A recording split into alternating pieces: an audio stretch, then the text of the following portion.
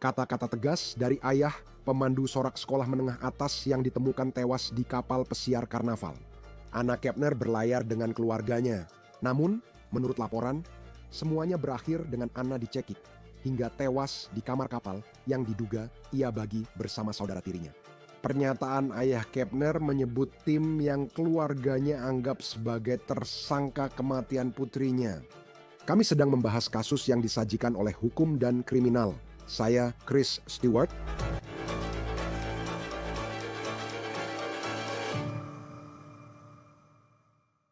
Dunia kini mengetahui detail tragis tentang apa yang diduga terjadi pada Anna Kepner di atas kapal pesiar Carnival Horizon. Sekaligus drama keluarga yang tak pernah mereka bayangkan jadi berita. Namun sekarang, hampir sebulan setelah jasad Kepner ditemukan di atas kapal, semuanya mulai terungkap saat kita menunggu. Apakah FBI akan melakukan penangkapan terkait kematian gadis berusia 18 tahun itu? Sekarang, keluarga Kepner telah mengatakan bahwa adik tiri Anna Kepner yang berusia 16 tahun adalah tersangka dalam kematian Anna Kepner. Dan menurut ABC News, kematiannya telah dikategorikan sebagai pembunuhan. FBI belum menangkap siapapun pada saat rekaman ini terkait dengan kematiannya, tetapi apa yang baru saja dikatakan ayah Kepner dalam wawancara terbarunya semakin menambah tekanan pada anak laki-laki itu, anak tiri berusia 16 tahun tersebut. Sebelum membahas pernyataan itu, Anda perlu memahami apa yang kita ketahui sejauh ini tentang dugaan kejadian ini. Berita ABC mengatakan bahwa keluarga Anna memberitahu mereka bahwa dia meninggal karena cekikan bar. Seseorang diduga meletakkan lengan mereka di lehernya, mencekiknya sampai mati. Menurut keluarganya, orang itu kemungkinan saudara tiri laki-lakinya yang berusia 16 tahun. Sekarang, anak laki-laki itu adalah anak kandung dari ibu tirinya yang bernama Chantel Hudson. Sekarang Chantel Kepner dan dia menikah dengan ayah kandung Anna. Kakek nenek Anna menyebut ada 9 anggota keluarga di kapal pesiar Carnival. Kapal ini membawa 4.000 penumpang, memiliki 15 dek, dan berlayar 6 hari dari Miami ke beberapa tujuan di Karibia. Kakek neneknya mengatakan kepada ABC News bahwa pelayaran ini adalah tradisi baru untuk merayakan keluarga besar yang disatukan oleh ayah dan ibu tiri Anna. Anak ibu tiri itu adalah remaja laki-laki berusia 16 tahun. Karena dia masih di bawah umur, namanya tidak disebutkan, namun jika didakwa dan diadili sebagai dewasa, informasinya bisa terungkap. Sekarang, saya akan membahas bagaimana usianya bisa berperan dalam kasus pidana potensial sebentar lagi. Tapi sebagai pengingat, saat kita membahas apa yang telah dilaporkan dalam kasus ini, situasinya sangat dinamis. FBI belum mengatakan banyak hal selain hanya mengonfirmasi bahwa mereka sedang menyelidiki kematian di atas kapal. Itu juga hampir semua yang dikatakan oleh Carnival Cruise Lines. Sekarang saya ingin menunjukkan ini kepada Anda. Ini adalah sertifikat kematian untuk Anna Kepner. Fox News memperoleh sertifikat ini. Tidak dicantumkan penyebab kematian, hanya disebutkan jenazah telah dikremasi. Upacara peringatan untuknya diadakan di Titusville, Florida, sebelah timur Orlando. Di sanalah asalnya. Sekarang, diyakini bahwa saudara tiri Anna yang berusia 16 tahun adalah tersangka, karena itulah yang dikatakan oleh pengacara orang tuanya. Anak yang lebih tua, yang berusia sekitar 16 tahun, adalah tersangka dalam kematian anak tiri, seorang putri berusia 18 tahun, yang berada di ruangan yang sama. Sekarang, itu adalah momen sidang hak asuh di Florida antara ibu tiri Kepner dan mantan suaminya. Situasi hak asuh ini telah berjalan lebih dari setahun sejak mereka berpisah dan tidak berkaitan lagi. Perselisihan hak asuh mereka sudah lebih dari setahun. Namun, pengacara mantan suami ibu tiri Anna Kepner menyatakan bahwa ibu tiri tersebut memberitahunya remaja 16 tahun itu adalah tersangka dalam kasus Kepner. Kasus hak asuh diperkirakan kembali ke pengadilan Florida minggu ini, dan kami akan terus memantau. Hari-hari terakhir kehidupan Anna, menurut anggota keluarga, diyakini berlangsung seperti ini. Menuju 6 November, salah satu hari terakhir pelayaran, Kepner dikabarkan kurang sehat. Kakek neneknya bilang ke ABC dia pakai kawat gigi yang mengganggu, jadi dia tidur lebih awal. lalu masuk ke 7 November. Keesokan harinya, keluarga Kepner sarapan tanpa Anna yang tidak muncul. Kakeknya bilang sedang mengambil kartu bingo saat mendengar pengumuman keadaan darurat medis lewat pengeras suara dan mengenali nomor kamarnya. Lalu, sekitar pukul 11 pagi, dan ini menurut Daily Mail, ada seorang pelayan yang masuk ke kamar Anna, dan saat itulah tubuhnya ditemukan. Tubuhnya diduga ditemukan terbungkus selimut, ditutup jaket pelampung, dan diselipkan di bawah tempat tidur. ABC News mengatakan bahwa Anna telah dicekik. Diduga sebuah lengan melingkari lehernya telah membunuhnya. Dilaporkan tidak ada bukti kekerasan seksual atau adanya obat-obatan dan alkohol di dalam tubuhnya. Kapal kembali ke pelabuhan pada tanggal 8 November, dan saat itulah jenazah Kepner diturunkan dari kapal dan dibawa ke kantor pemeriksa medis di Miami-Dade County. Menurut WSVN TV ini, video dari reporter Sheldon Fox. Sekarang, bagaimana hubungan Anna dengan saudara tirinya itu tampaknya masih menjadi perdebatan. Karena di satu sisi ada teman-teman dan mantan pacarnya, keluarganya yang memberitahu Inside Edition bahwa saudara tirinya, kutip, terobsesi dengan Anna. Dan bukan dengan cara yang baik. Dia berkata, kutip, dia takut padanya karena dia selalu membawa pisau besar kemana-mana. Dia mengatakan putranya, mantan pacar Anna Kepner, pernah melihat saudara tirinya masuk ke kamar Kepner saat FaceTime ketika Kepner tidur dan naik ke tubuhnya. Dia juga berkata, dia seperti tergila-gila, sangat tertarik padanya. Dia selalu ingin berpacaran dengannya. Semua ini dari Inside Edition. Mantan pacarnya mengatakan pada media bahwa Anna sangat takut pada saudara tirinya hingga sering menginap di rumah teman. Sekarang, kakek nenek Anna dalam wawancara dengan ABC, adik, kami sudah menghubungi mereka, tapi mereka bilang tidak akan bicara lagi sekarang. Jadi wawancara ABC ini adalah satu-satunya yang kami miliki dari sudut pandang mereka setidaknya untuk saat ini. Mereka mengatakan kepada berita ABC bahwa Anna dan saudara tirinya sebenarnya memiliki hubungan yang sangat baik. Mereka menyebut hubungan itu seperti kakak adik sejati, bahkan mengatakan mereka seperti dua kacang dalam satu polong. Jadi, mengetahui bahwa ada sedikit perbedaan pendapat tentang seperti apa hubungan Anna dengan saudara tirinya, mari kita bahas apa yang sekarang dikatakan oleh ayah Anna. Chris Kepner, yang merupakan ayah kandung Anna. Dia ada di kapal itu. Dia adalah ayah tiri dari anak laki-laki berusia 16 tahun itu. Menurut Chris Kepner, dia berkata, kutip, saya tidak mendukung apa yang telah dilakukan oleh anak tiri saya, tutup kutip. Dia mengatakan, tidak akan mengonfirmasi atau menyangkal pengetahuan soal dugaan perbuatan anak tirinya. Hal ini disampaikan dalam sebuah wawancara yang dia berikan kepada majalah People. Kepner juga mengatakan, kutip, saya ingin dia menghadapi konsekuensinya. Saya akan berjuang agar itu benar-benar terjadi. Orang-orang lalu bertanya apakah ia mengira anak tirinya bertanggung jawab atas kematian putrinya, Anna Kepner.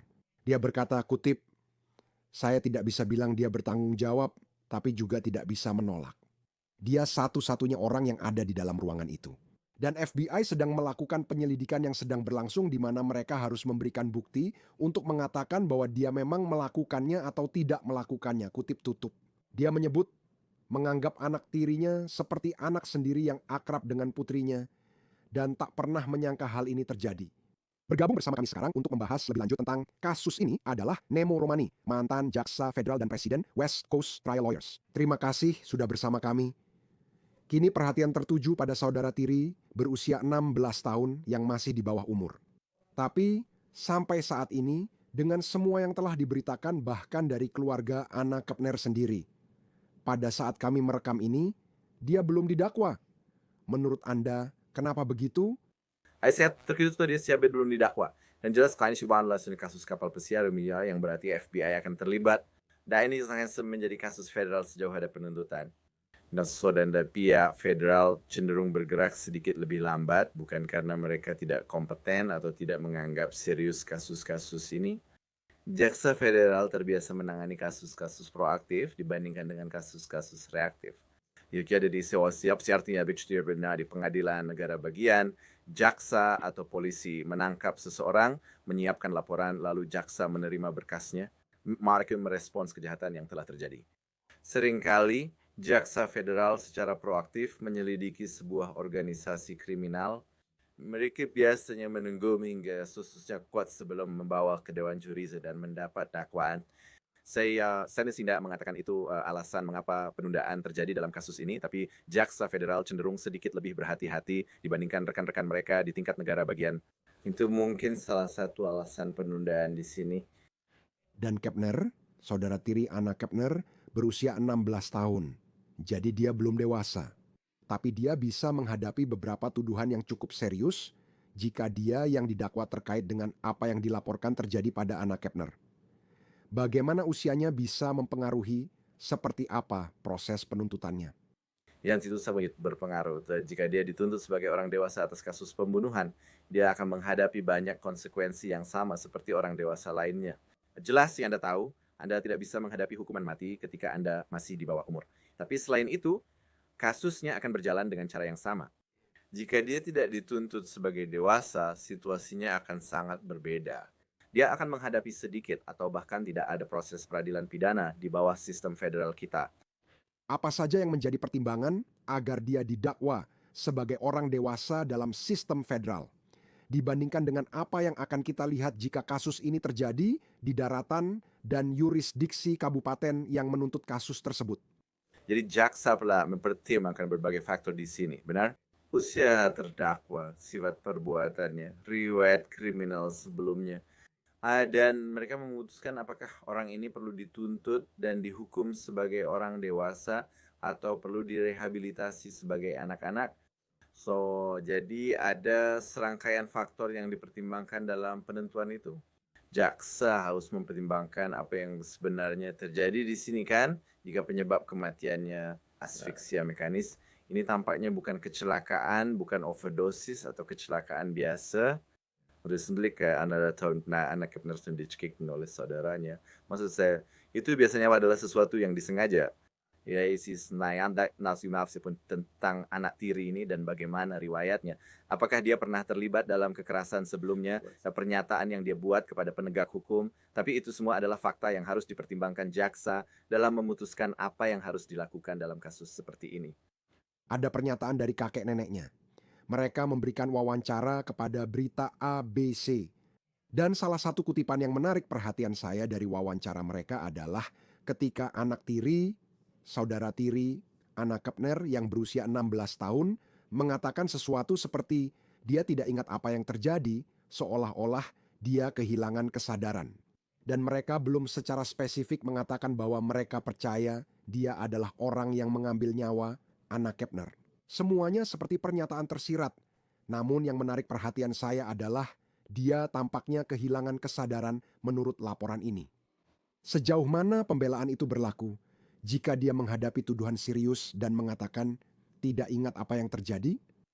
Chris, itu adalah pembelaan dalam kasus seperti ini. Karena kita tahu untuk kasus pembunuhan, Anda harus berniat membunuh, berniat menyebabkan cedera tubuh serius, atau menunjukkan ketidakpedulian yang keji terhadap kehidupan manusia. Itu adalah pembunuhan dengan niat jahat menurut hukum. Sekarang tentu saja ada berbagai cara untuk sampai pada pembunuhan. Pembunuhan karena tindak pidana dan konspirasi pembunuhan. Namun dalam kasus pembunuhan biasanya hanya 2 orang terlibat di ruangan kecil di kapal pesiar. Begitulah caranya. Zenor Biadish, kalau saudara tiri itu tidak berniat menyakiti Anna dan mengalami semacam episode secara tidak sengaja, benar? Terus kita setuju bahwa menggunakan narkoba atau alkohol secara sukarela bukanlah pembelaan, bukan? Ya, tapi kalau ada semacam episode psikiatri atau gangguan kesehatan mental lainnya, itu bisa menjadi pembelaan terhadap tuduhan pembunuhan. Jadi itu akan sangat penting dalam kasus seperti ini. Saya melihat keluarga sudah membuat beberapa pernyataan. Dan tampaknya dari pihak ayah Anna Kepner, mereka tidak akan membuat pernyataan lagi. Setidaknya itu yang dikatakan kakek neneknya kepada kami ketika kami mencoba berbicara dengan mereka awal minggu ini. Chris Kepner, ayahnya, baru memberi pernyataan dalam wawancara. Saya akan memutar cuplikan suaranya. Dalam wawancara eksklusif dengan majalah People, mereka berhasil menghubungi dia. Dan dia mengatakan, sesuatu seperti ini, saya akan membacakan kutipannya di sini. Saya tidak bisa mengatakan bahwa dia bertanggung jawab. Tapi saya juga tidak bisa menolak. Dia satu-satunya orang yang ada di ruangan itu dan FBI sedang melakukan penyelidikan yang sedang berlangsung. di mana mereka harus memberikan bukti untuk menyatakan bahwa dia memang melakukan atau tidak melakukan hal itu saat ini. Dan dia juga mengatakan, saya ingin dia menghadapi konsekuensinya. Ketika berbicara tentang pembelaan, saat ini kita belum tahu apa pembelaannya. Kita hanya tahu dari laporan tentang kejadian di ruangan itu. Tapi ketika ayahnya sudah berbicara secara terbuka dan mengatakan hal itu, apakah itu memengaruhi kemungkinan pembelaan? Ya, itu memang memengaruhi kasusnya karena Anda menginginkan korban yang ingin menuntut atau yang tidak ingin menuntut. Itu adalah faktor yang dipertimbangkan oleh jaksa. Tapi kasusnya akan menjadi Amerika Serikat melawan saudara tiri, kan? Kalau kau tahu, ayah kandungnya bukanlah pihak dalam kasus ini. Dia berhak didengar dan diberitahu soal proses pengadilan, tapi tidak bisa menentukan jalannya kasus. Kau tahu, dulu aku jaksa dan sekarang pengacara korban. Kau tahu, Ahmad Dawud setelah di mana kau tahu, kami tidak menuntut sebuah kasus, meskipun korban tidak ingin kasus itu diproses. Kasus kekerasan dalam rumah tangga, seringkali korban enggan memprosesnya, namun kami tetap melanjutkan. Dan kadang-kadang korban memang ingin kasusnya diproses, tapi ada masalah dengan kasusnya, atau kasus itu tidak layak untuk penuntutan pidana. Saya tahu tentu tidak sejauh yang diinginkan korban, bukan? Saya pernah mewakili korban kekerasan seksual, bukan? Saya akan ke kantor kejaksaan dan mencoba mencarikan bukti kurangnya persetujuan serta kontak seksual. Kadang jaksa berkata pada saya, Nima, ini hanya kata dia dan dia, jadi bukti kita kurang untuk membuktikan kasus ini di luar keraguan wajar. Jadi korban di sini, sekundara kasus ini. Mereka berhak didengar, namun keputusan tetap di tangan jaksa. Bagian lain dari hal ini yang juga saya anggap menarik adalah banyak informasi yang muncul misalnya dari sidang hak asuh yang melibatkan ibu tiri dan sepertinya dia sudah berselisih hak asuh dengan mantan suaminya selama lebih dari setahun, tapi dari situ terungkap bahwa anak tirinya menjadi tersangka dalam kasus ini. Apa pendapatmu tentang perkembangan itu? Di mana di satu sisi ada penyelidikan kriminal FBI sangat tertutup, tapi di sisi lain ada jalur lain di mana semua informasi ini justru tersebar ke publik. Pengadilan umumnya terbuka untuk publik, kecuali kasus yang melibatkan anak di bawah umur biasanya dirahasiakan. Tapi itu benar. Sesuai yang diajukan ke pengadilan bisa ke pidana, perdata, atau pengadilan keluarga. Dokumen yang diajukan seringkali bersifat publik dan dapat diakses. Jadi jika Anda mengatakan sesuatu dalam dokumen pengadilan, bahkan jika itu terkait dengan kasus yang sama sekali berbeda, hal itu bisa memberikan petunjuk tentang apa yang sedang terjadi dalam sebuah penyelidikan yang seharusnya tertutup.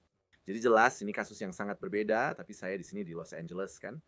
Ada sebuah proses dalam kasus David, yaitu David Celeste Rivas, di mana Anda tahu penegak hukum mengajukan sesuatu untuk mencoba menjaga laporan medis tetap tersegel atau membuatnya tidak tersedia untuk publik, dan kami menyebutnya nomor dewan juri. Nah, sekarang orang tahu ada dewan juri yang dibentuk, meskipun dewan juri seharusnya bersifat rahasia. Jadi terkadang dokumen pengadilan akan memberikan informasi tentang penyelidikan atau kasus lain yang seharusnya tetap tersegel atau rahasia.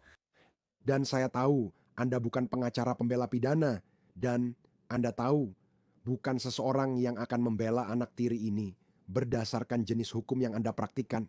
Saya membayangkan mereka di kapal pesiar dengan banyak kamera. Tapi kemudian sampai pada titik di mana hanya dia dan wanita itu tampaknya di dalam kamar dan akhirnya wanita itu ditemukan tewas. Bagaimana Anda membela itu ketika sangat mudah bagi publik di luar sana untuk berkata, ya, kalau dia meninggal karena asfiksia, dia tidak melakukannya sendiri, dan Anda satu-satunya orang lain di kamar itu, dan kami punya kamera untuk membuktikan bahwa Anda memang satu-satunya orang lain di kamar itu?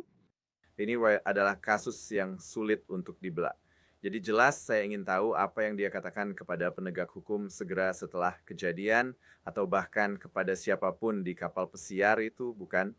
Anda tahu dengan asumsi untuk tujuan diskusi ini bahwa dia satu-satunya yang punya akses ke wanita itu dan tidak ada cara lain dia bisa meninggal selain karena dia mencekiknya, maka pertanyaannya adalah apakah dia memiliki niat yang diperlukan, bukan? Apakah ini sesuatu yang bisa kita perdebatkan sebagai sebuah kecelakaan, bukan? Jelai bajik, yaitu adalah semali kecil dan itu berpotensi membuatnya terkena tuduhan lain. Namun hukuman pembunuhan tanpa sengaja untuk anak usia 16 tahun jauh lebih ringan dibanding pembunuhan sengaja. Jadi kalau Mirena bergulat atau bermainkan Mirena saudara laki-laki dan saudari tiri, mungkin mereka memang kasar, tapi dia tidak punya niat kriminal, tidak ada mens rea.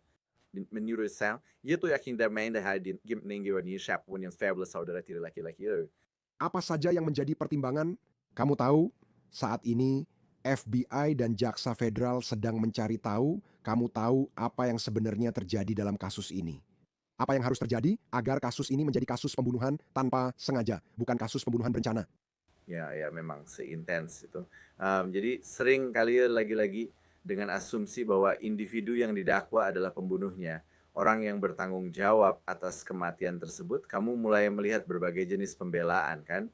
Kita udah bahas perbedaan pembunuhan, berencana, dan tanpa sengaja. Nanti akan saya bahas lebih dalam. Sebenarnya, biasanya hanya ada 3 jenis pembelaan dalam kasus seperti ini. Chris, itu bukan saya, dan sepertinya pembelaan itu tidak akan berhasil. Mungkin itu pembelaan diri, tapi kamu tahu, jelas di sini ada laki-laki versus perempuan. Ada sedikit perbedaan usia, tapi apa yang yakin kamu tidak bisa menggunakan kekuatan mematikan kecuali kamu benar-benar dalam risiko kematian atau cedera tubuh yang serius. Mungkin ada argumen pembelaan diri di sini, aku tidak tahu. Tapi sepertinya tidak begitu. Jadi kamu bilang aku tidak bermaksud melakukannya kan? Kalau begitu kamu juga tidak berniat membunuh. Kamu tidak bermaksud melukai parah. Itu adalah kecelakaan, tapi kamu sangat lalai kan? Itu mungkin pembunuhan tanpa sengaja atau bahkan kelalaian sederhana tergantung yurisdiksi juga bisa dianggap pembunuhan tanpa sengaja. Di beberapa yurisdiksi, pembunuhan karena kelalaian sederhana bisa dianggap pelanggaran ringan. Jadi jelas kita membahas sistem federal. Kemungkinan besar ini tuduhan pembunuhan berat, apalagi jika melibatkan melingkarkan lengan di leher seseorang. Saya tidak melihat situasi di mana itu hanya kelalaian sederhana. Kemungkinan besar itu adalah kelalaian berat, tapi sekali lagi bukan bermaksud untuk membunuh seseorang, tapi karena sangat lalai itu secara signifikan mengurangi potensi hukuman menurut hukum federal. Seberapa sering Anda saat menjadi jaksa federal menangani kasus di kapal pesiar?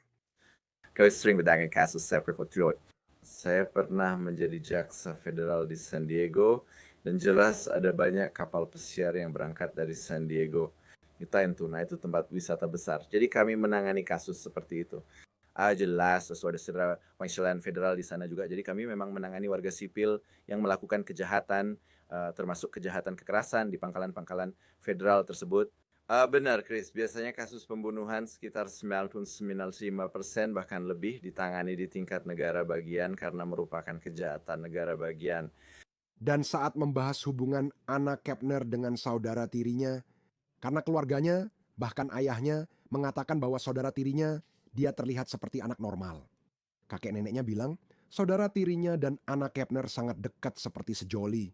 Tapi kemudian mantan pacarnya menceritakan kisah yang sangat berbeda, bahwa dia terobsesi padanya, bahwa sepertinya ada hubungan yang sangat mengkhawatirkan. Bagaimana jaksa memilah-milah semua itu dan benar-benar menemukan inti dari seperti apa sebenarnya hubungan mereka? Bagaimana itu memengaruhi kasus ini? Ya, itu faktor besar. Kita juga sudah bahas perbedaan antara niat membunuh dan kecelakaan. Ada riwayat kekerasan, ada semacam motif untuk menyakiti seseorang, ding. Semua itu akan masuk tidak hanya di persidangan, tapi juga dalam penentuan tuduhan untuk saudara tiri. Benar? Jika ada riwayat, pola di mana dia mungkin ingin menyakitinya karena alasan apapun, itu merupakan bukti adanya niat buruk dan keinginan melakukan pembunuhan atau menyebabkan cedera serius. Jika hubungan mereka sangat baik dan mereka tidak pernah memiliki masalah satu sama lain, pihak pembela akan mengatakan, ya, karena bukti niat sama sekali. Kecelakaan bisa terjadi kapan saja. Itu bukan kejahatan dan tidak berarti seseorang harus dipenjara bertahun-tahun di penjara federal. Kita lihat ada penantian. Saat rekaman ini masih menunggu apakah akan ada tuntutan. Nima Romani, mantan jaksa federal dan presiden West Coast Trial Lawyers, terima kasih sudah bersama kami di Law and Crime. Tentu saja. Terima kasih, Chris.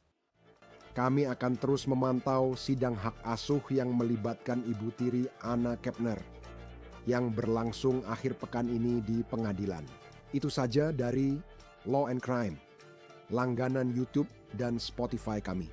Saya Chris Stewart, sampai jumpa.